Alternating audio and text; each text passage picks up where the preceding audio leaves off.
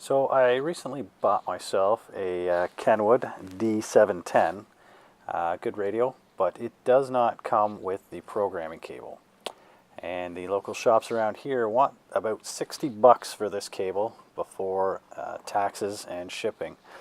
I was able to get onto DigiKey, order up the parts for around $20 and make the cable myself. So here we go. It's a fairly straightforward process.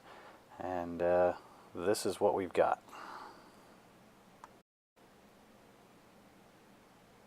So the cable is a 8-pin mini DIN male 6-foot cable, and it terminates into just bare wires, perfect length for going into the DB9 connector.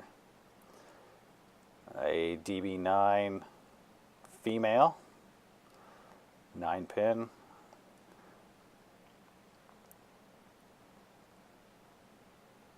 And the plastic back shell components. So Kenwood gives us the pinout showing both the male DIN connector and the female DB9. Just be aware that it's showing that looking towards the pins or the connectors you would put in either the computer or the radio. So that is the front, not the opposite side where you would solder, and it indicates that as well.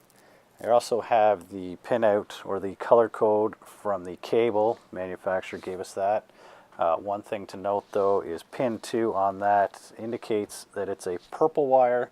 On mine it was actually a white wire, and just a simple check with the ohm meter verified that for me. So with all that, let's get to some soldering. There's only 5 connections that need soldered. I soldered the pins first and then clipped the unused leads. I guess it probably would have been easier to clip the unused ones first, but so be it. So we'll solder up some wires and carry on from there. So when it's all finished, you should have this 5 connectors going in and the unused leads clipped off.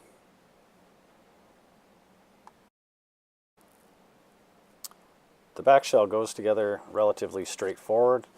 Just goes in there, the cable's clamped down, the 2 screws to hold the connectors together slide in, and then the whole thing just gets clamshelled shut and snaps together. So nothing, no major thing there, just make sure everything's lined up. Okay, so let's get this all hooked up here. Make sure your pins are lined up and plug it into the back of the control head. I had to take mine off to the mount so I could see it. Booting up into Windows.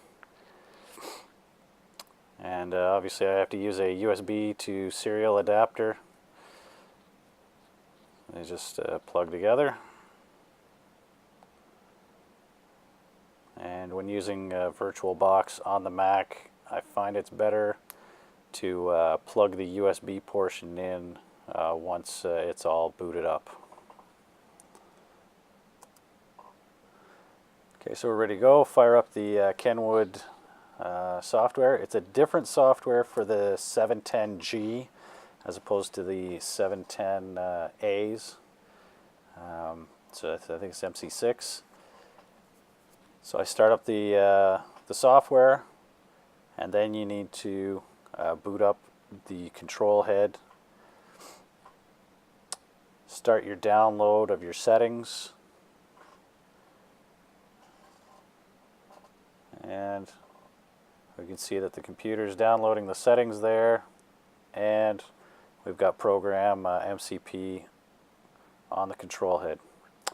So it works, all's good to go, and for what cost me $24.51 and about 20 minutes to build, it would have cost me $60 plus taxes and shipping to buy in store. So definitely a worthwhile project.